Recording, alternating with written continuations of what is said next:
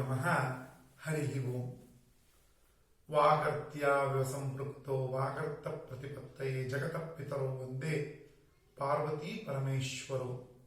ಶ್ರುತಿಸ್ಮೃತಿ ಪುರಾಣಾನಾಂ ಆಲಯಂ ಕರುಣಾಲಯಂ ನಮಾಮಿ ಭಗವತ್ಪಾದಂ ಶಂಕರಂ ಲೋಕಶಂಕರಂ. ಸಮಸ್ತ ವೀಕ್ಷಕರಿಗೆ ನಮ್ಮ ಹೊಸ ಚಾನಲ್ ಭಾವದರ್ಪಣಕ್ಕೆ ನಿಮ್ಮವನೇ ಆದಂತಹ ಕೃಷ್ಣ ಪ್ರಸಾದ್ ಮಾಡುವ ಸ್ವಾಗತಗಳು. ಮೊದಲಿಗೆ ಸಕಲ ಲೋಕಕ್ಕೂ ತಂದೆ ತಾಯಿಯಾದಂತಹ ಶಿವಶಕ್ತಿಯರನ್ನ ನೆನೆಸುತ್ತಾ ಮತ್ತು ಶಂಕರ ಭಗವತ್ಪಾದರನ್ನ ವಂದಿಸುತ್ತಾ ಈ ನಮ್ಮ ಚಾನಲ್ ಅನ್ನು ನಿಮಗೆ ಪ್ರಸ್ತುತಪಡಿಸ್ತಾ ಇದ್ದೇವೆ. ಈ ಒಂದು ಹೆಸರೇ ನಮಗೆ ಸೂಚಿಸುವಂತೆ ಭಾವದರ್ಪಣ. ಭಾವ ಅಂದರೆ ಶಾಸ್ತ್ರದ ಪ್ರಕಾರ ಮತ್ತು ಲೋಕಾರೂಢಿಯಾಗೂ ಕೂಡ ಪ್ರತಿಯೊಂದು ವಿಚಾರಗಳು, ಸಂಬಂಧಗಳು, ದೇವತಾ ಆರಾಧನೆ, ದಾನ, ಧರ್ಮ, ಕ್ಷೇತ್ರ ದರ್ಶನ, ಜ್ಯೋತಿಷ್ಯ ಎಲ್ಲವೂ ಕೂಡ ಭಾವನೆಗೆ ಸಂಬಂಧಪಟ್ಟದ್ದು. ಅಂದ್ರೆ ಶಾಸ್ತ್ರದಲ್ಲಿ ಹೇಳಿರುವಂತೆ ಯದ್ಭಾವಂ ತದ್ಭವತಿ. ಯಾವ ರೀತಿ ನಾವು ಭಾವನೆ ಇಟ್ಟು ನಂಬುತ್ತೀವೋ ಆ ರೀತಿ ಭಗವಂತ ಒಲಿತಾನೆ, ಆ ರೀತಿ ಆಗುತ್ತದೆ ಅಂತ. ಹಾಗಿದ್ದಾಗ ನಿಮ್ಮ ಭಾವನೆಯ ದರ್ಪಣ ಅಂದ್ರೆ ಕನ್ನಡಿ ಮಾತ್ರ ನಾವಿಲ್ಲಿ ತೋರಿಸ್ತಕ್ಕಂಥದ್ದು. ಹಾಗಾಗಿ ಈ ಚಾನೆಲ್ನ ಹೆಸರನ್ನು ಭಾವದರ್ಪಣ ಅಂತ ಹೆಸರು ಸೂಚಿಸಲಾಗಿದೆ. ಮತ್ತು ನಮ್ಮ ಧರ್ಮದ ಒಂದು ನಂಬಿಕೆಯ ತಳಹದಿಯಲ್ಲಿ ನಡೀತಾ ಇರತಕ್ಕಂಥದ್ದಾದ್ರಿಂದ ಪ್ರತಿಯೊಂದು ಕೂಡ ಭಾವನಾತ್ಮಕವಾಗಿರತಕ್ಕಂಥದ್ದು ಬಹಳ ಉತ್ತಮ ಅಂತ ಹೇಳ್ತೇವೆ. ಈ ಒಂದು ವಿಚಾರವನ್ನು ಮುಂದುವರಿಸ್ತಾ ಇದೇ ತಿಂಗಳು 21/7 ಅಂದ್ರೆ ಜುಲೈ 2020 ಮಂಗಳವಾರದಿಂದ ಶ್ರಾವಣ ಮಾಸ ಪ್ರಾರಂಭ. ಎಲ್ಲರಿಗೂ ಗೊತ್ತಿದೆ, ಶ್ರಾವಣ ಮಾಸ ಅಂದ್ರೆ ಹಬ್ಬಗಳ ಮಾಸ. ನಮಗೆ ಮಾತ್ರ ಅಲ್ಲ, ಇಡೀ ಜಗತ್ತಿಗೆ ವರ್ಷ ಋತು ಇರ್ತಕ್ಕಂಥ ಮಾಸ. ಅಂದ್ರೆ ನಮ್ಮಲ್ಲೆಲ್ಲ ವರ್ಷ ಋತು ಇರ್ತಕ್ಕಂಥ ಮಾಸ. ಪ್ರಕೃತಿಯು ಹಚ್ಚ ಹಸಿರಾಗಿರ್ತಕ್ಕಂಥ ಮಾಸ.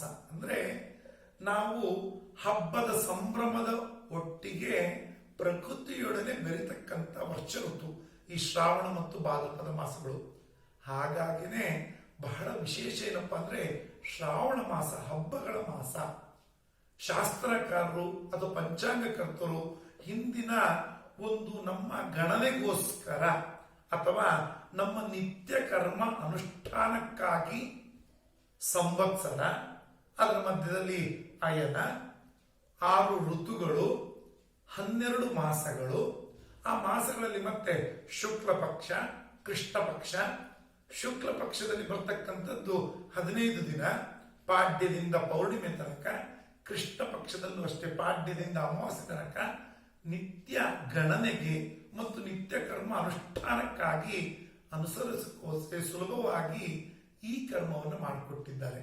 ಹಾಗಾದ್ರೆ ಏನು ಶ್ರಾವಣ ಮಾಸ ಅನ್ನೋದು ವಿಶೇಷ ಏನಪ್ಪಾ ಅಂದ್ರೆ ಪೌರ್ಣಿಮೆಯ ಹತ್ತಿರ ಅಥವಾ ಚಂದ್ರ ಪೂರ್ಣಯುತನಾಗಿದ್ದಾಗ ಶ್ರವಣ ನಕ್ಷತ್ರ ಬಂದಾಗ ಶ್ರಾವಣ ಮಾಸ ಅಂತ ಹೆಸರನ್ನು ಸೂಚಿಸಲಾಗಿದೆ. ಹೇಗಪ್ಪ ಅಂದ್ರೆ ಚಿತ್ತಾ ನಕ್ಷತ್ರ ಬಂದಾಗ ಚೈತ್ರ ಮಾಸ, ವಿಶಾಖ ನಕ್ಷತ್ರ ಬಂದಾಗ ವೈಶಾಖ ಮಾಸ, ಜ್ಯೇಷ್ಠ ನಕ್ಷತ್ರ ಇದ್ದಾಗ ಜ್ಯೇಷ್ಠ ಮಾಸ, ಪೂರ್ವಾಷಾಢ ನಕ್ಷತ್ರ ಇದ್ದಾಗ ಆಷಾಢ ಮಾಸ, ಶ್ರವಣ ನಕ್ಷತ್ರ ಇದ್ದಾಗ ಶ್ರಾವಣ ಮಾಸ, ಪೂರ್ವಭಾದ ನಕ್ಷತ್ರ ಇದ್ದಾಗ ಭಾದ್ರಪದ ಮಾಸ, ಅಶ್ವಿನಿ ನಕ್ಷತ್ರ ಇದ್ದಾಗ ಆಶ್ವಯುಜ ಮಾಸ, ಕೃತಿಕಾ ನಕ್ಷತ್ರ ಇದ್ದಾಗ ಕಾರ್ತೀಕ ಮಾಸ, ಮತ್ತು ಮೃಗಶಿರ ನಕ್ಷತ್ರಕ್ಕೆ ಮಾರ್ಗಶಿರ, ಪುಷ್ಯ ನಕ್ಷತ್ರಕ್ಕೆ ಪುಷ್ಯ ಮಾಸ, ಮಖ ನಕ್ಷತ್ರಕ್ಕೆ ಮಾಘ ಮಾಸ. ಅಂದ್ರೆ ಆ ನಕ್ಷತ್ರ ಪೌರ್ಣಿಮೆಯ ಒಂದು ಹಿಂದೆ ಮುಂದೆ ಅಥವಾ ಪೌರ್ಣಿಮೆ ಯುತವಾಗಿ ಆ ನಕ್ಷತ್ರ ಬರುತ್ತದೆ. ಆ ನಕ್ಷತ್ರ ಸಿಂಬಲಿಕ್ಕಾಗಿ ಹೆಸರನ್ನ ಮಾಡಿದ್ದಾರೆ ಅಂತ ಹೇಳ್ಬೋದು. ಹಾಗಿದ್ದಾಗ ಏನು ವಿಶೇಷ? ಶ್ರಾವಣ ಮಾಸ ಅಂದ್ರೆ ಹಬ್ಬಗಳ ಮಾಸ. ನಾ ಮೊದಲೇ ಹೇಳಿದಾಗೆ ಹಬ್ಬಗಳ ಮಾಸ ಯಾವುದು?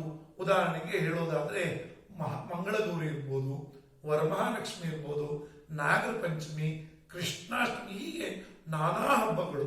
ಅದರಲ್ಲೂ ಕೂಡ ಶ್ರಾವಣ ಮಾಸದವನ್ನು ಇನ್ನೂ ಒಂದು ವಿಶೇಷವಾಗಿ ಹೇಳಬೇಕಪ್ಪ ಅಂದ್ರೆ ಎಲ್ಲ ಸೋಮವಾರಗಳು, ಎಲ್ಲ ಮಂಗಳವಾರಗಳು, ಎಲ್ಲ ಶುಕ್ರವಾರಗಳು, ಎಲ್ಲ ಶನಿವಾರಗಳು ಕೂಡ ಹಬ್ಬವೇ.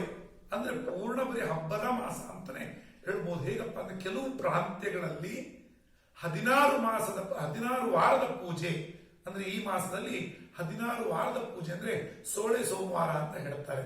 ಶಿವನ ಆರಾಧನೆಯನ್ನು ಮಾಡ್ತಾರೆ. ಇನ್ನು ಮಂಗಳವಾರ ಗೊತ್ತೇ ಇದೆ, ಮಂಗಳಗೌರಿ ವ್ರತ. ಎಲ್ಲರೂ ಕೂಡ ಸೌಮಂಗಲ್ಯ ಅಭಿವೃದ್ಧಿಗೋಸ್ಕರ ವಿವಾಹಿತರು ಮಂಗಳಗೌರಿ ವ್ರತವನ್ನು ಮಾಡ್ತಾರೆ. ಇನ್ನು ಶುಕ್ರವಾರ, ಪೌರ್ಣಿಮೆಯ ಹಿಂದೆ ಬರ್ತಕ್ಕಂಥ ಶುಕ್ರವಾರ ವರಮಹಾಲಕ್ಷ್ಮಿಯ ವ್ರತ. ಎಲ್ಲರಿಗೂ ಕೂಡ ಲಕ್ಷ್ಮಿ ಅನುಗ್ರಹ ಬೇಕೇ ಬೇಕು.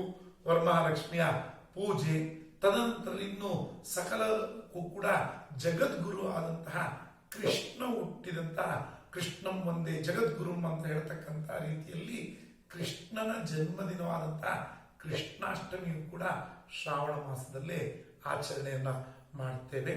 ಇನ್ನು ವಿಶೇಷ ಏನಪ್ಪ, ಇನ್ನೂ ಒಂದು ವಿಚಾರವನ್ನು ತಿಳಿಯೋದಾದ್ರೆ ಶ್ರವಣ ನಕ್ಷತ್ರಯುತವಾಗಿರೋದ್ರಿಂದ ಇದು ವಿಶೇಷವಾಗಿ ವಿಷ್ಣು ಆರಾಧನೆಯನ್ನು ಮಾಡಬಹುದು.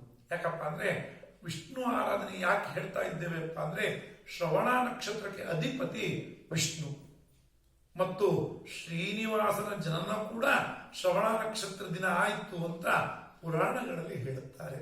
ಹಾಗಿದ್ದಾಗ ಪುರಾಣೋಕ್ತ ಪ್ರಕಾರವಾಗೂ ಕೂಡ ಮತ್ತು ವೇದೋಕ್ತ ಪ್ರಕಾರವಾಗೂ ಕೂಡ ಶ್ರಾವಣ ಮಾಸಕ್ಕೆ ಬಹಳ ವಿಶೇಷ. ಹಾಗಿದ್ದಾಗ ಶ್ರವಣ ನಕ್ಷತ್ರ ಯುತವಾದಂತಹ ಶ್ರಾವಣ ಮಾಸದಲ್ಲಿ ಶನಿವಾರದಂದು ಶ್ರೀನಿವಾಸನ ದರ್ಶನ, ಶ್ರೀನಿವಾಸನ ಪೂಜೆ ಮತ್ತು ಏನು ಸಾಧ್ಯವೋ ಅದು ಭಗವಂತನಿಗೆ ಸಮರ್ಪಣೆಯನ್ನು ಮಾಡ್ತಾ ಇದ್ದರೆ ಖಂಡಿತ ಅವ ಒಲಿತಾನೆ ಅಂತ ಶಾಸ್ತ್ರ ಹೇಳ್ತಾರೆ.